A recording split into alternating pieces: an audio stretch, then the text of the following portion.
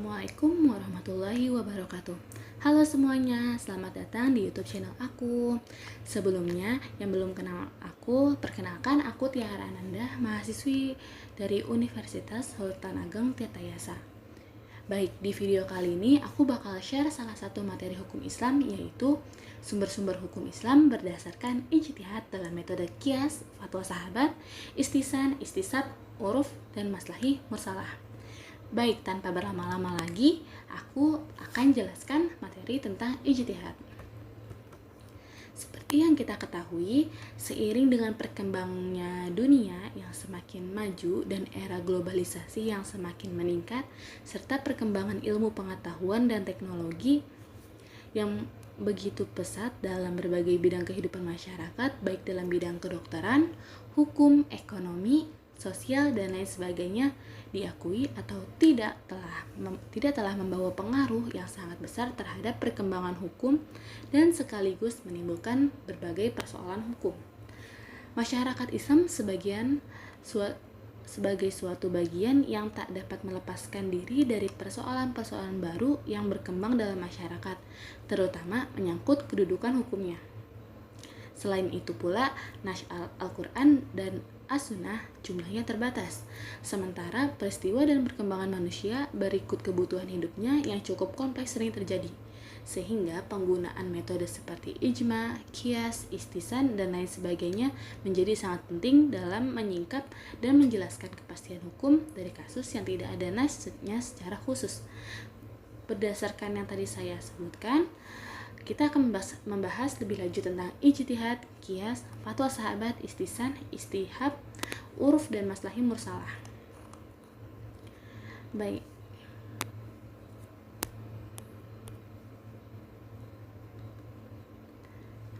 Oke, pengertian dari ijtihad. Apa sih ijtihad itu? Ijtihad, menurut Kamus Bahasa Arab, ijtihad berasal dari kata jahada yang artinya bersungguh-sungguh atau mencurahkan segala daya dalam berusaha. Adapun ijtihad menurut terminologi pakar ushul fiqh adalah mengerahkan kekuatan maksimal untuk sampai pada kesimpulan atau pengetahuan tentang suatu hukum syar'i yang aplikatif dari dalilnya yang rinci dengan cara menggali hukum istinbat al-hukum dari sumbernya. Kata mengerahkan kekuatan maksimal di sini artinya adalah ketika seseorang mencari hukum dari suatu permasalahan yang sedang dihadapinya, maka dia harus mengerahkan usahanya semaksimal mungkin hingga dia tidak akan merasa masih ada usaha yang bisa dia berikan yang lebih maksimal ketika mencari hukum tersebut. Dan ia yakin segala cara untuk pencarian hukum tentang permasalahan tersebut sudah ia tempuh.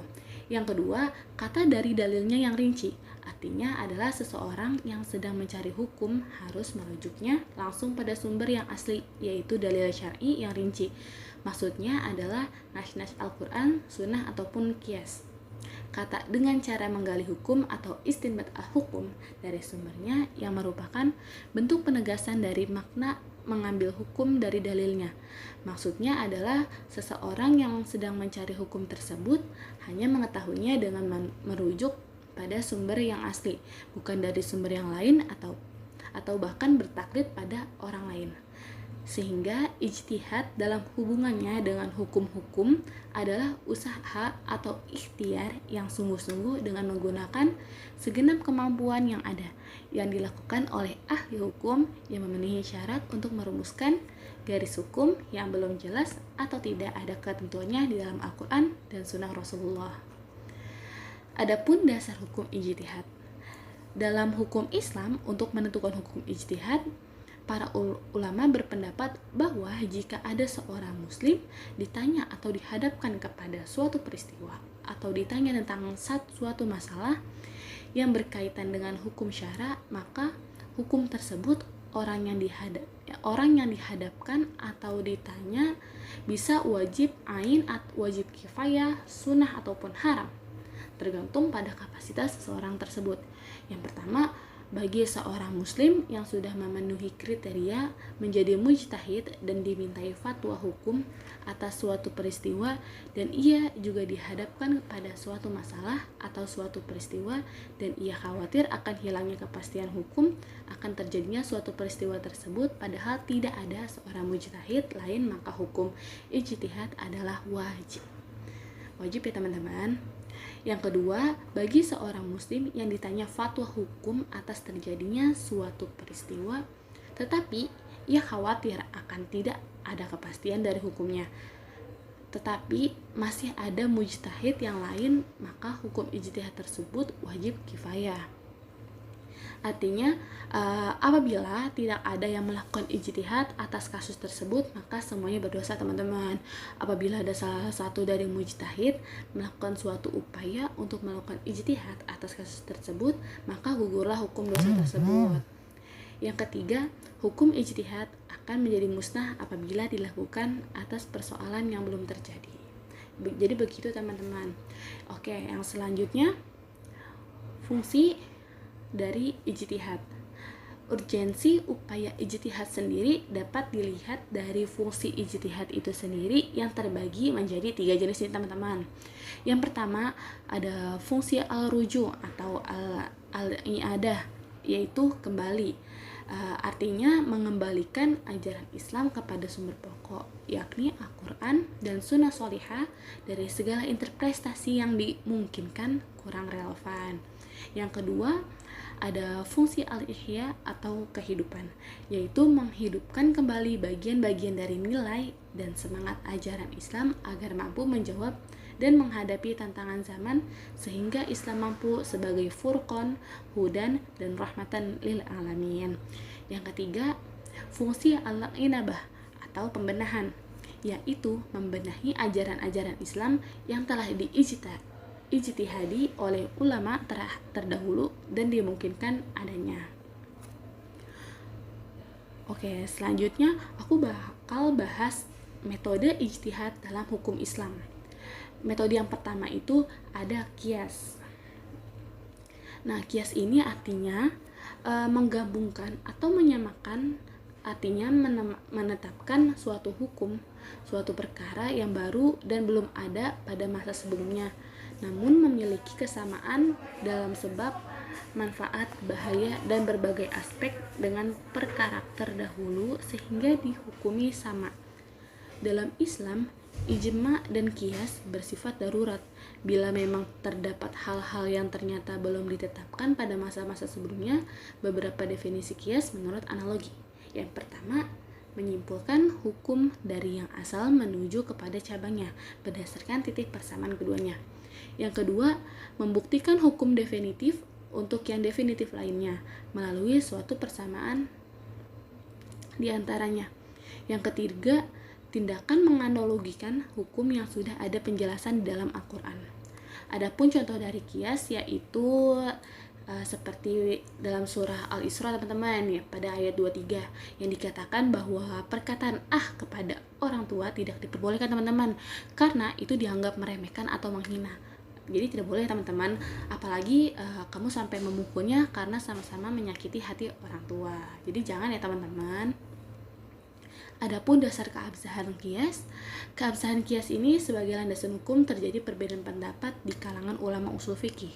Jumhur ulama usul fikih sepakat bahwa qiyas dapat dijadikan sebagai dasar dalam menetapkan hukum Islam dan sekaligus sebagai dalil hukum Islam yang bersifat praktis. Sedangkan menurut mazhab Nizamiyah, Zahiriyah, dan sebagian Syiah berpendapat sebaliknya, yakni qiyas tidak bisa dijadikan sebagai landasan hukum. Baik, metode ijtihad selanjutnya yaitu fatwa sahabat, yaitu yang dimaksud dengan mazhab Syahabi ialah pendapat sahabat Rasulullah Shallallahu Alaihi Wasallam tentang suatu kasus di mana hukumnya tidak dijelaskan dalam Al-Quran dan Sunnah Rasulullah.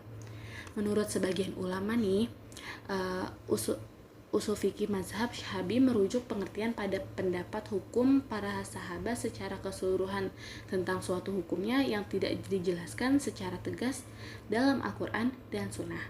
di mana pendapat para sahabat tersebut merupakan hasil kesepakatan di antara mereka. Dr. Mustafa Daid Al-Bogha mengistilahkan qaul as-sabibi dengan mazhab syahabi, yaitu segala hal yang sampai kepada kita dari salah seorang sahabat Rasul, baik berupa fatwanya atau ketetapannya dalam permasalahan yang berkaitan dengan syariat, yang tidak terdapat dalam nas Al-Quran dan As-Sunnah dan belum ada ijma dalam permasalahan tersebut.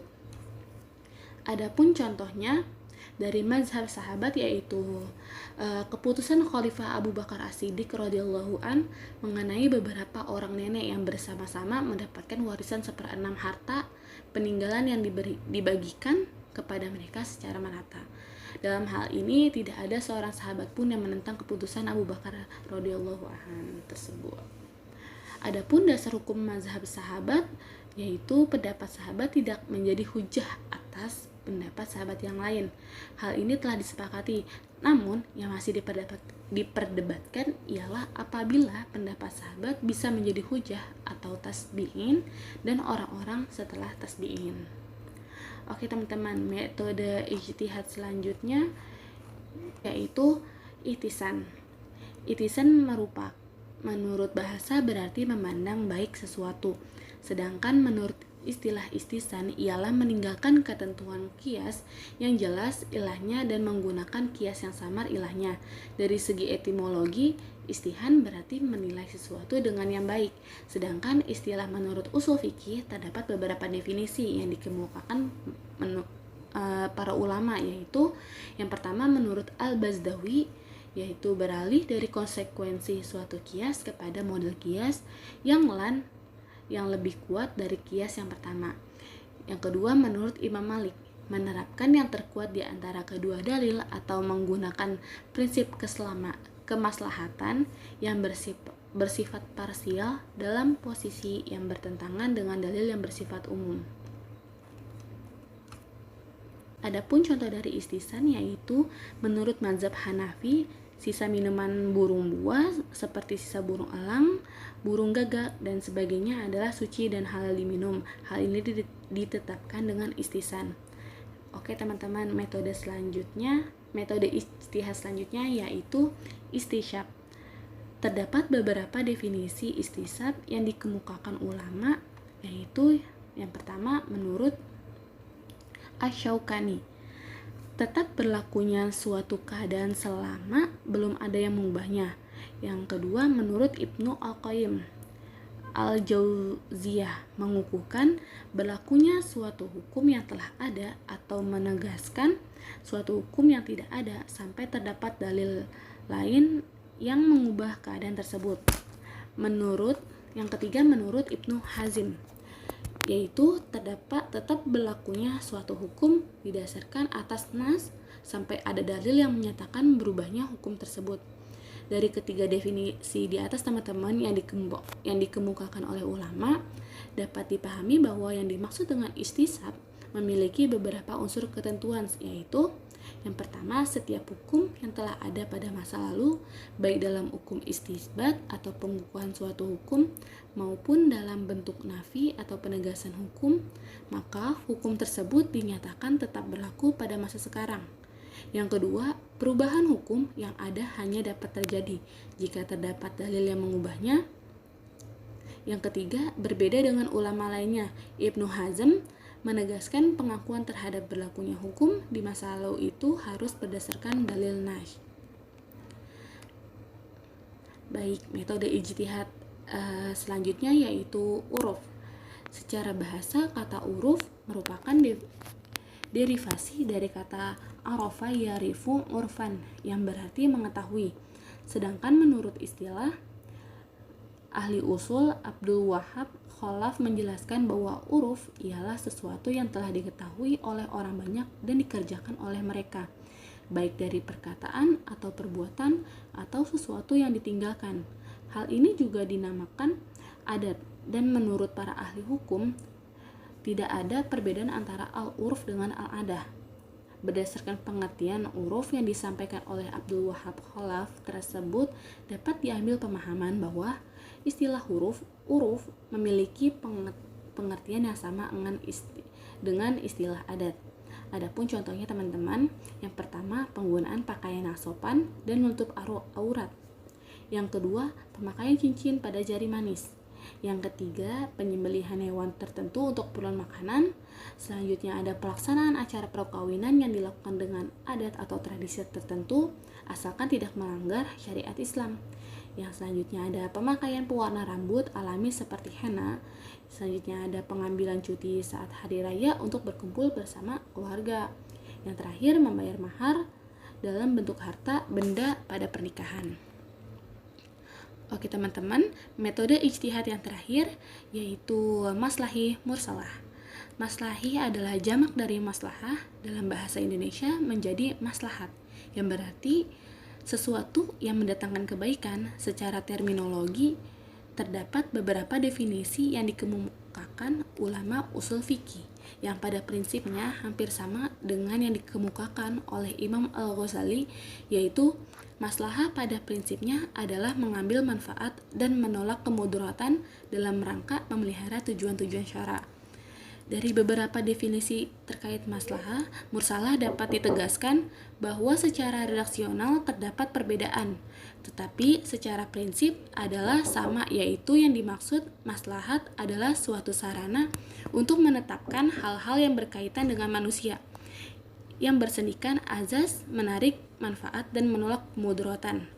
Sedangkan mursalah artinya sama dengan mutlakah, yaitu terlepas. Maksudnya, maslahat atau kemaslahatan itu tidak ada dalil tertentu yang membenarkan atau membatalkannya. Ada contohnya teman-teman, yaitu yang pertama maslahi tentang hukum memakan makanan laut yang sudah mati seperti ikan atau udang. Maslahah mursalah dalam hal ini adalah apakah hukumnya haram atau halal untuk memakan makanan laut yang sudah mati tersebut. Yang kedua, maslahi tentang hukum pernikahan mahram.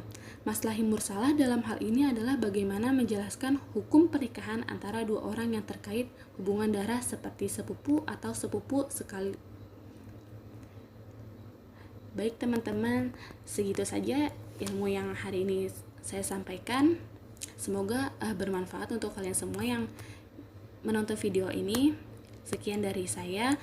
Wassalamualaikum warahmatullahi wabarakatuh.